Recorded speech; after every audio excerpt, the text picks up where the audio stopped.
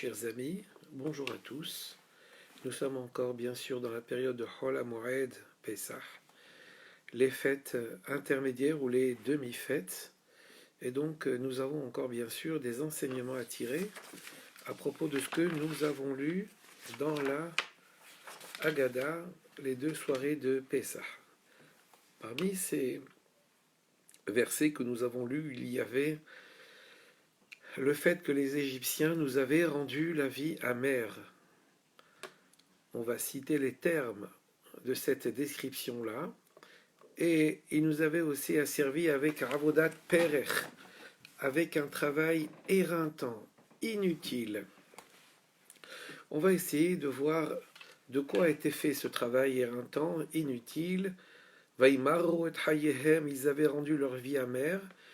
Et avec l'aide de Dieu, on va voir également comment nous pouvons terme à terme transposer toutes ces difficultés qu'ont connues nos pères en Égypte, qu'ont connues nos pères dans tous les exils.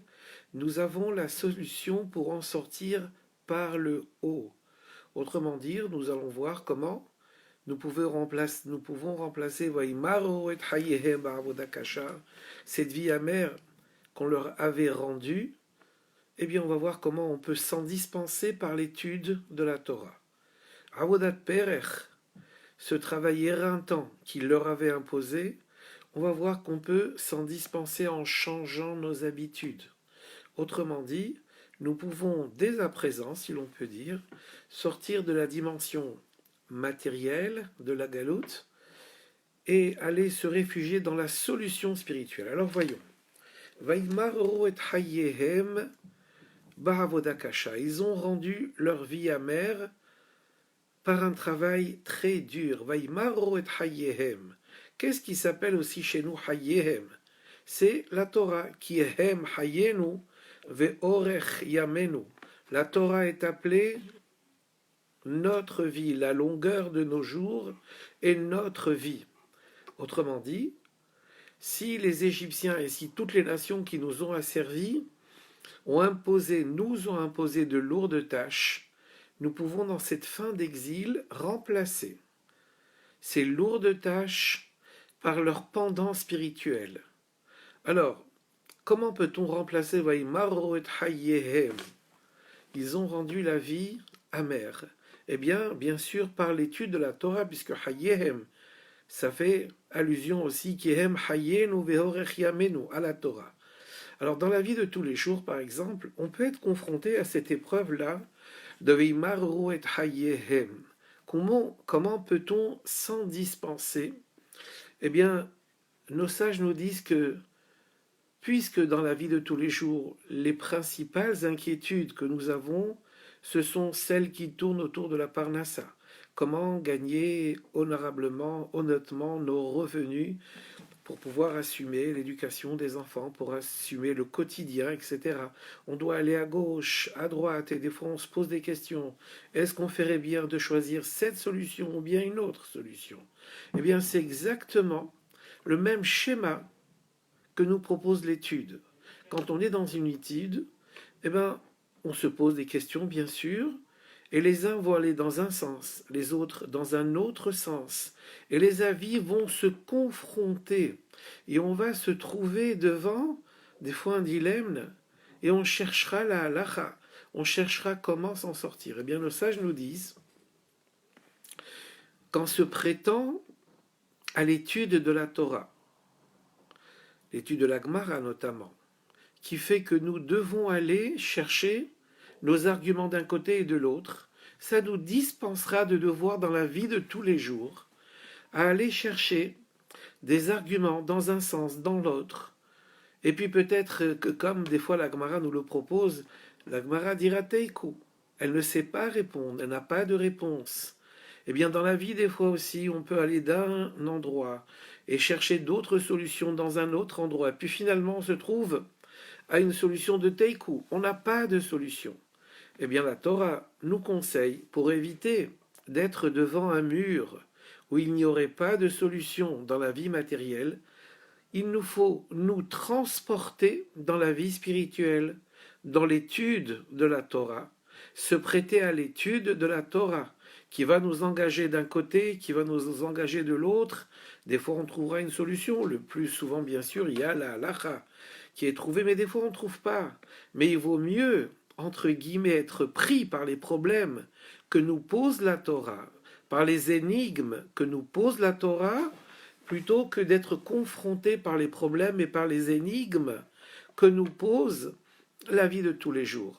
Donc en Égypte et partout dans tous les exils, nous avions été confrontés par Vaimaro et Hayehem. Nous sommes encore dans une fin d'exil. Comment pouvoir nous débarrasser de ce Vaimaro et Hayehem?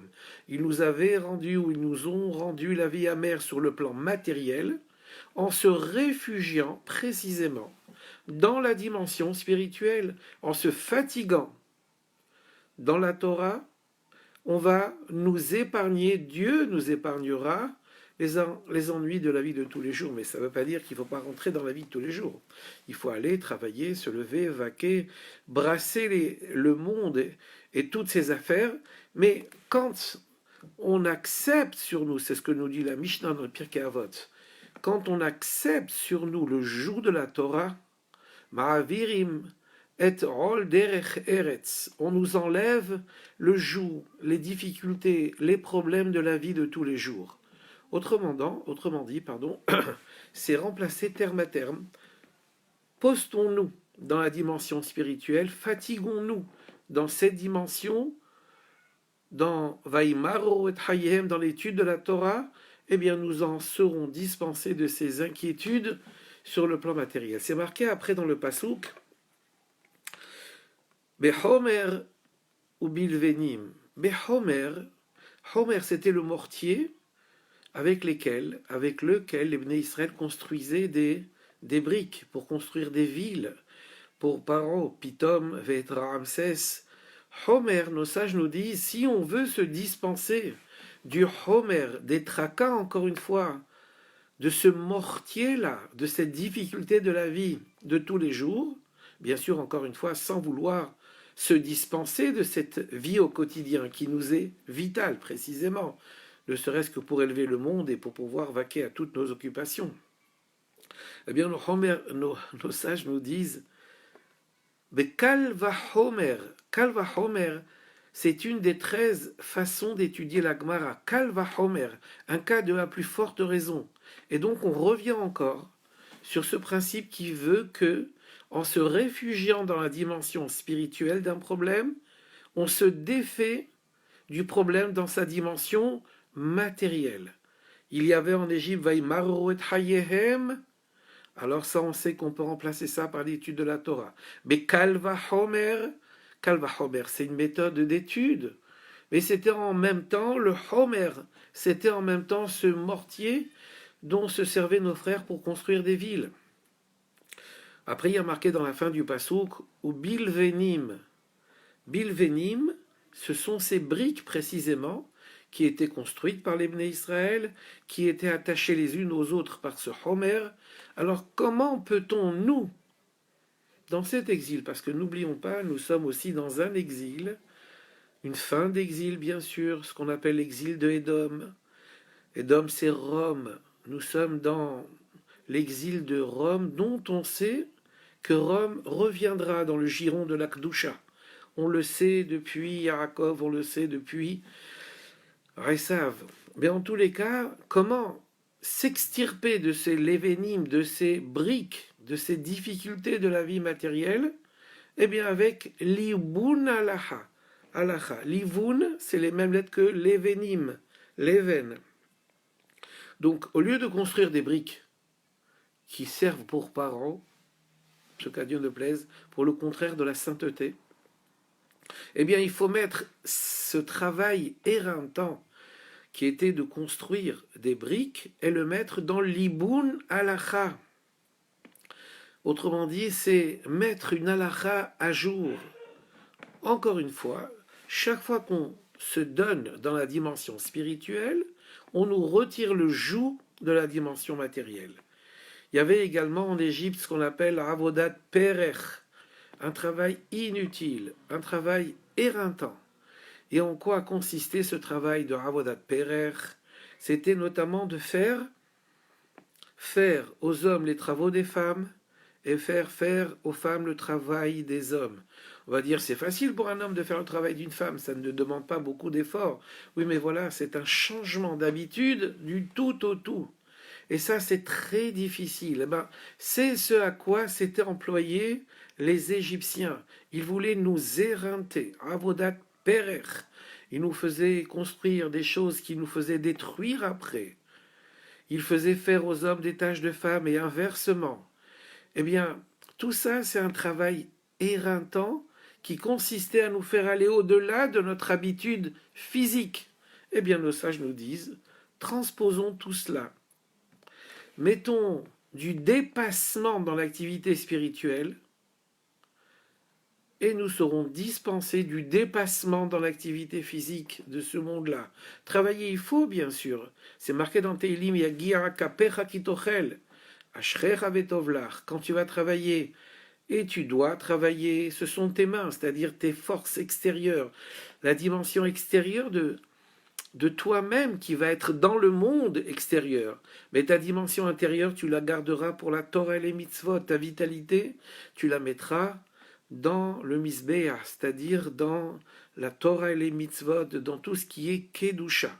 Donc voilà qu'en dépassant nos limites, si à l'époque, il se faisait que étudier la Torah 100 fois, c'était normal. Qu'est-ce qui s'appelait aller au-delà de l'habitude? C'était étudier un passage 101 fois. Voilà que là, ça s'appelle Avodat Perer, mais dans le sens spirituel. Eh bien, cet Avodat Perer, ce dépassement, le dépassement de nos habitudes dans la dimension spirituelle, nous dispensera du dépassement de nos habitudes dans le monde matériel. Et comme ça, on peut donc, terme à terme, assurer une transposition des choses, et même si quelqu'un n'est pas au niveau de pouvoir étudier 100 fois et 101 fois, mais peu importe. L'essentiel, c'est d'aller au-delà de nos habitudes. Et en allant au-delà de nos habitudes, encore une fois, ça s'appelle Avodat Perer, et encore une fois, voilà ce que nos sages nous disent. En prenant un passouk de la Haggadah qu'on a lu grâce à Dieu, avec l'explication plus profonde de ce passouk, on comprend combien on a de la chance, entre guillemets, d'avoir une fin d'exil moins pénible sur le plan de la matérialité. Mais pourquoi tout cela? Parce que nous avons remplacé la difficulté de l'exil, la difficulté du monde matériel, encore une fois sans vouloir s'en soustraire de ce monde matériel, mais on a transposé toute cette fatigue, cet éreintement-là, on l'a mis côté Torah. Eh bien, encore une fois, pour conclure, le côté Torah nous dispensera du côté difficile de la vie de tous les jours. Ça, c'est un des enseignements donc de la Haggadah, c'est ce qu'on appelle Pnimiut à Torah, c'est-à-dire s'intéresser aux profondeurs, à l'intériorité de la Torah. Et c'est ça la richesse que nous avons en cette fin d'exil, c'est que les clés nous sont données pour pouvoir décoder cet exil-là et savoir ce qu'il attend de nous. Cet exil attend de nous que nous devenions, pour la Gdusha, pour la sainteté, pour Dieu, ou comme un fils qui sert son père, ou comme un serviteur qui sert son maître. Mais dans tous les cas de figure, il nous faut mettre nos forces les plus vives au service de la Gdusha. Que Dieu fasse qu'on puisse réaliser tout ça et se dispenser de toutes les difficultés matérielles, parce que précisément, nous aurons accepté sur nous le joug divin, le joug de la Torah et des mitzvot. Voyons, il nous reste quelques minutes peut-être que l'on peut mettre à profit. On va parler du Homer. Le Homer, c'est cette période-là qui nous mène du deuxième jour de la fête de Pessah jusqu'à la veille de Shavuot. Nous devons compter 50 jours. En vérité, le 50e jour, c'est Hachem qui le compte pour nous parce que nous avons fait l'effort de le compter 49 jours. Ce Homer veut de nous que nous nous raffinions. D'ailleurs, on dit Sfirat à Homer, le conte du Romer. Mais quand on dit Séphirat, on entend saphir. Saphir, c'est une pierre précieuse qui brille. Donc le Romer, cette période-là, veut faire de nous des gens brillants, brillants et raffinés dans notre comportement. Le conte du Romer contient 7 semaines. Nous avons 7 midot, 7 attributs. Eh bien, nous devons les arranger, ces attributs qui sont la bonté, la sévérité, l'harmonie, la victoire, et toutes les autres qualités, le fait d'être, d'avoir de la splendeur, de rayonner autour de nous, le fait d'avoir une dimension intérieure, et le fait d'être en prise avec le monde.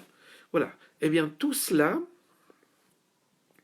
c'est ce qu'on attend de nous pendant le Romer. Eh bien, pendant très longtemps, le Romer a été une période heureuse. Heureuse jusqu'à ce qu'arrive la période des élèves de Rabbi Akiva. Qu'est-ce qui s'est passé à cette époque-là? C'est qu'une épidémie malheureusement très grave avait sévi, qui avait ravi la vie de 24 000 élèves, tous élèves de Rabbi Akiva, qui ne cessaient de prôner le fameux passour de la Torah sur lequel repose toute la Torah, Ve'ahavta l'ereacha kamocha. Tu aimeras ton prochain comme toi-même. Eh bien, les élèves de Rabbi Akiva connaissaient, avaient intégré l'enseignement de leur maître. Mais on s'aperçoit que sur le plan du quotidien, ils avaient précisément l'onahagu kavod zebazé. Ils ne se sont pas respectés mutuellement. La question qui est posée, comment se fait-il que les élèves de Rabbi Akiva, pour qui le leitmotiv c'était tu aimeras ton prochain comme toi-même, n'ont pas su respecter leur prochain? En vérité, qui étaient ces prochains? C'était aussi des élèves de Torah, mais à qui les élèves de Rabbi Akiva voulaient faire entendre une autre façon de comprendre les choses, une autre version des choses, une autre façon de faire aboutir la halacha. Eh bien, le fait de s'être pris de la mauvaise façon, il y a eu de l'animosité, plus que de l'animosité entre eux, et malheureusement cette divergence, et plus que cette divergence, cette guerre fratricide-là, a eu raison de 24 000 élèves de Rabbi Akiva. Alors, comment peut-on comprendre le comportement des élèves de Rabbi Akiva? Eh bien, on a dit qu'ils avaient chevillé à l'âme l'enseignement de leur maître. Tu aimeras ton prochain comme toi-même. Eh bien, c'est précisément au nom de cet enseignement-là qu'ils sont partis à la conquête de leur prochain. Ce n'était pas une dimension d'implication, d'amour pour l'autre, mais seulement les voies qui étaient empruntées étaient des mauvaises voies. Il n'y avait pas le sujet du shalom, darke noram, vedarke shalom. La Torah, c'est un chemin de vie, c'est un chemin paisible, un chemin de paix. Alors eux étaient tellement convaincus de leur façon de penser qu'ils voulaient à tout prix faire en sorte que ceux qu'ils avaient en face adoptent, même s'il fallait ne plus être dans la sérénité, même s'il ne fallait plus être dans le shalom. Et tout ça, ils le faisaient en se disant que je ne peux pas laisser mes frères dans l'erreur. Alors il faut que je les convainque que mes idées sont les meilleures. Et bien sûr, les autres avaient également la même démarche. Et puis finalement, à force de s'affronter de démarche en démarche, ils en sont arrivés à se manquer de respect. C'était la cause. C'est ce que nous disent nos sages. C'est la cause de cette terrible épidémie qui a sévi. Il n'y avait pas de respect les uns envers les autres. Bien que le fond de l'affaire était un fond qui était correct, chacun s'investissait auprès de l'autre pour lui faire entendre raison. Alors, finalement, quel enseignement peut-on tirer de cette affaire des élèves de Rabbi Akiva? Et puis finalement, depuis ce moment-là, le moment du Romer, pas le conte du Romer, parce que compter, on doit compter. Mais le moment du Romer, c'est devenu une période où on fait attention, on n'écoute pas trop de musique, on ne se coupe pas les cheveux, en tout cas jusqu'à l'Akbar Omer.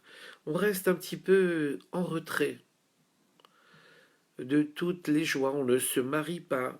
Ça reste une période de restriction.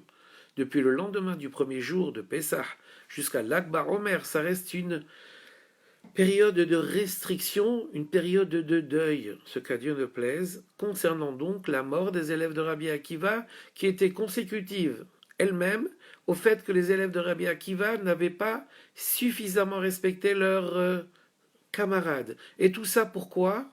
Tout ça parce qu'ils étaient convaincus du bien fondé de leurs idées, et ils voulaient à tout prix leur distiller ces idées-là, quitte à ce que du respect ne leur soit pas témoigné. Alors qu'est-ce qu'on doit tirer comme enseignement de cette histoire des élèves de Rabbi Akiva? Eh bien, nos sages nous disent, bien sûr, à juste raison, si on est engagé dans une voie, c'est qu'on pense qu'elle est la bonne voie. Mais ça ne suffit pas, il faut s'adresser à l'autre, avec Darke Noram, Darke Shalom, des voies, comme on l'a dit tout à l'heure, des voies sereines, des voies empreintes de paix. Parce que l'onit na Torah la asot shalom ba'olam. La Torah n'a été donnée que pour faire la paix dans le monde. S'il n'y a pas de paix, la Torah n'a pas sa place. Et donc, si on veut influencer nos frères, il ne faut jamais oublier que tout cela doit se passer avec Darke Noram et Darke Shalom. Il y a aussi le fait que l'onahagu kavod zebazé. Des fois, on peut témoigner du respect à quelqu'un, mais ce même degré de respect ne suffira pas à un autre qui exigera plus de respect. Et donc, en vérité, il nous faut être tout à fait différentiel ou différencié dans le sujet du respect. Donner à chacun le respect dont l'autre pense avoir droit. On ne va pas se dire, mais moi, je pense que c'est comme ça, j'ai pas voulu faire mal, j'ai pas voulu parler mal, eh ben, il n'a qu'à pas être aussi sensible. Il dit, eh ben, c'est pas comme ça qu'il faut raisonner. Dès lors qu'on a un message à faire passer à quelqu'un, on doit tenir compte de la sensibilité de la personne à laquelle on s'adresse, parce que chacun d'entre nous sommes dotés de midot, d'attitudes particulières. Eh bien, le Chachamim nous dit, c'est pas parce qu'on a des attitudes différentes, c'est pas parce qu'on a des visages différents qu'il faut s'opposer à tout prix. Les visages différents sont là pour faire naître une discussion entre nous, et que de la discussion jaillisse la lumière. Et donc, il faut à tout prix avoir en tête que, au terme de tout, c'est la paix qui doit prévaloir. C'est la discussion qui doit prévaloir, c'est la lumière qui doit prévaloir, et en tous les cas, c'est le respect qui doit prévaloir. Et quand chacun, grâce à Dieu, va faire cet effort sur lui, il va travailler ses midotes, il va faire briller comme un saphir. Ses midotes, ça veut dire ce sont ses attitudes, bonté, sévérité, harmonie, etc. Quand chacun va faire de son mieux, alors c'est évident que nous arriverons au terme de ces 49 jours, nous arriverons à la fête de Shavuot, la fête pendant laquelle on va recevoir la Torah. Et on ne recevra pas la Torah comme un paysan, pardonnez-moi l'image, reçoit la Torah, mais comme un homme raffiné, ou une femme bien sûr, mais comme des gens raffinés qui recevront la Torah. Eh bien, souhaitons que ce moment se passe dans les meilleures conditions, que d'année en année, nous recevons cette Torah, et nos haramim de préciser qu'à chaque année, c'est un nouveau Matan Torah qui nous est donné, d'intérioriser. Le Shavuot de l'année dernière, ça n'était pas celui de cette année, celui de cette année ne sera pas celui de l'année prochaine, parce qu'à chaque année, la Torah est de nouveau redonnée. Chaque année, il faut se fatiguer dedans. Chaque année, il faut savoir que les fondements de la Torah sont la paix envers Hachem et la paix envers les hommes, comme on dit, Tov l'Hachem et Tov la briote. Tout le propos de la Torah, c'est d'être bon envers Hachem, en écoutant et en respectant ses commandements. Vetov la briote, il nous faut être bon envers les créatures. Et si toutefois nous avions des remarques à leur faire, il faut que ce soit fait Bedarke Noram et Darke Shalom. Alors on sait que malheureusement le Beth Amikdash nous a été enlevé à cause de Sinat Hinam, à cause d'une haine gratuite. Eh bien, sachons remplacer cette haine gratuite par un amour gratuit. Comme on voit que les conditions difficiles que nous traversons nous forcent peut-être, ou dévoile en nous des forces qui font qu'on va vers l'autre, on pense à l'autre, ne serait-ce qu'au niveau de la communauté, au niveau des structures communautaires. Il y a des merveilles qui sont opérées par les hommes et les femmes qui au quotidien travaillent auprès de ces instances communautaires et qui ne laissent personne d'entre nous sur le bord de la route. Ça, c'est Ahavat Hinam, et certainement, en respectant cet Ahavat Hinam, cet amour gratuit, ça s'appelle réparer la cause de l'exil qui était une haine gratuite. Alors, en réparant la cause, certainement que les conséquences ne tarderont pas à se faire sentir, les bonnes conséquences ne tarderont pas à se faire sentir, pardon. Et les bonnes conséquences, eh bien, c'est que enfin Mashiach nous vienne. Mais quand on dit Mashiach, c'est-à-dire que nous aurons préparé ce monde à sa venue. Il ne suffit pas de clamer que l'on veut Mashiach parce qu'il y a tel ou tel épisode. Il faut nous préparer. Comme nous nous sommes préparés à recevoir la Torah, on doit se préparer à recevoir une nouvelle version, la même Torah, mais sous ses aspects plus profonds, comme on a essayé un petit peu d'expliquer à propos de Vaimaroru et Hayehem, alors que Dieu fasse que nous ayons déjà franchi le côté amer de l'exil et que maintenant nous soyons plutôt dans le côté travail positif de cet exil, de cette fin d'exil, et sachons mettre dans la Gola, comme on l'a dit plus récemment, sachons placer le Aleph, qui est le Haloufo Shel Olam, le maître du monde, dans nos activités, et la Géoula sera là, avec l'aide de Dieu. Très bonne soirée.